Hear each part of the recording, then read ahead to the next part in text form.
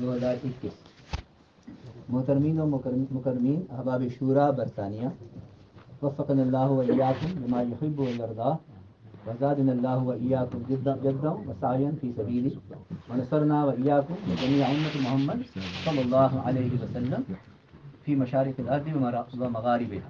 السلام علیکم ورحمۃ اللہ وبرکاتہ۔ امید ہے کہ آپ حضرات بخیر و عافیت ہوں گے۔ آپ حضرات کا مسرت نامہ موصول ہوا، کارگزاریاں معلوم ہوئیں۔ اللہ رب العزت آپ حضرات کی مساعی کو قبول فرما کر انسانیت کے قلوب کو حق اور ہدایت کے لیے منشرح فرمائے، آمین۔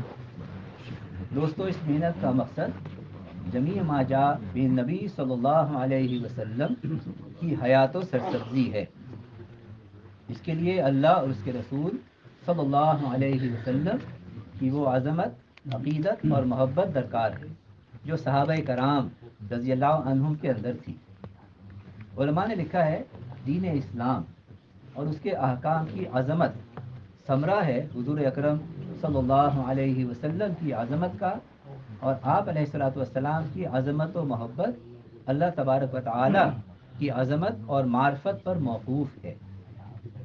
حضرت عبداللہ بن عمر رضی اللہ تعالیٰ عنہما اپنے شاگرد کے ساتھ گھوڑے پر جا رہے تھے۔ آپ راستے میں ایک جگہ سواری سے اترے اور ایک درخت کی آڑ میں قضائے حاجت کرنے والے کی طرح بیٹھے اور اٹھ گئے۔ شاگرد نے یہ دیکھ کر سوال کیا کہ آپ نے ایسا کیوں کیا؟ ابن عمر رضی اللہ تعالیٰ عنہما نے فرمایا کہ میں ایک مرتبہ حضور اکرم صلی اللہ علیہ وسلم کے ساتھ تھا۔ دوران سفر آپ یہاں ٹھہرے اور استنجا کیا۔ مجھے استنجے کا تقاضا تو نہیں تھا، البتہ میں حضور اکرم صلی اللہ علیہ وسلم کی نقل کے لیے اسی جگہ اور اسی طرح بیٹھ گیا تاکہ آپ کی مشابہت کا شرف حاصل کر سکوں۔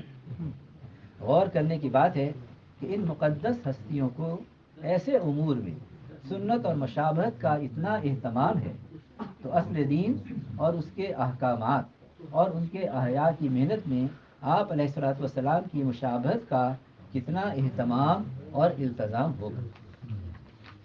اس دور انحطاط میں خود کو اور امت کو اس سطح پر لانے کے لیے کس درجہ محنت درکار ہے، لیکن اللہ رب العزت منہاج نبوت پر تھوڑا مجاہدہ کرنے پر بھی امت کے لیے صحابہ کرام سے زیادہ مددوں اور اجر و انعام کا وعدہ کر چکے ہیں۔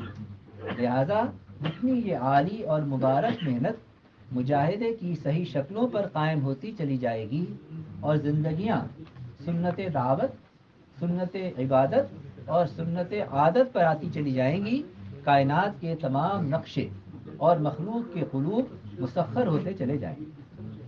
حضور اکرم صلی اللہ علیہ وسلم کے بعد عرب مرتد ہوئے، علیہ باللہ۔ حضرت مولانا یوسف صاحب رحمۃ اللہ علیہ فرماتے تھے کہ اس میں یہ مصلحت ہے اور یہ بتایا گیا ہے کہ دنیا میں کفر و شرک کا کیسا بھی زور کیوں نہ ہو، نبی کی غیر موجودگی میں بھی اس کے طریقے پر چلنے سے ویسی ہی نصرت آتی ہے جیسے نبی کے ہوتے ہوئے ان کے طریقے پر چلنے سے۔ حضور اکرم صلی اللہ علیہ وسلم جا چکے، مگر امان و فلاح ان کے طریقے پر چلنے میں ہی ہے۔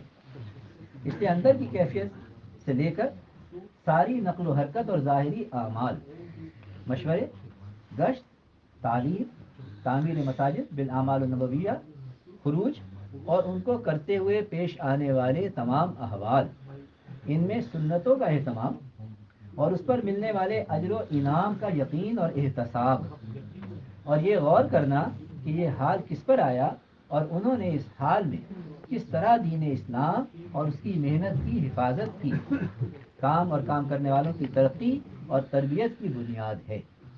دور نبوت اور خلافت میں ہر قسم کے احوال موجود ہیں، مگر کام ہر زمانے میں اپنی حقیقت کے ساتھ موجود ہے، بلکہ حالات عسر میں جو رسوخ اور وثوق ملتا ہے وہ یسر میں نہیں ملتا۔ آپ حضرات کا ان ممالک میں قربانیاں دینا قابل رشک ہے۔ آپ حضرات کی کارگزاریاں سن کر بہت مسرت ہوئی۔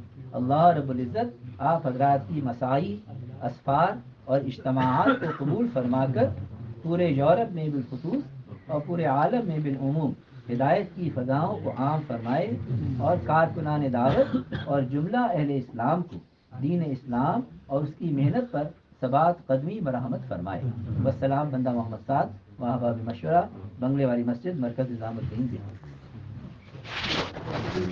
بات کو سمجھنے کے لیے سب سے پہلے آدمی اپنے ذہن کو اور اپنے برتن کو اعتراض اور تردد اور اشکال سے خالی کرے. اس لیے کہ اگر کسی بات کو بھی مفہوم مخالف اور کسی بات کو بھی کسی دوسرے عمل کی تردید یا اس کی تنقیص یا اس کی افادیت کو کم سمجھنے کے سوء ظن کے ساتھ سنا گیا، نفع کی باتوں سے نقصان ہونا یقینی ہے. اس لیے سب سے پہلے ہم اس کی نیت کریں پوری بات سنیں گے، آگے پوری بات نقل کریں گے. آدھی سننا یہ بھی دین و دعوت کے لیے ناقص، اور آدھی بات کا نقل کرنا یہ تو بڑے فساد کا ذریعہ ہے. اس لیے بہت توجہ کے ساتھ بات سننی ہے.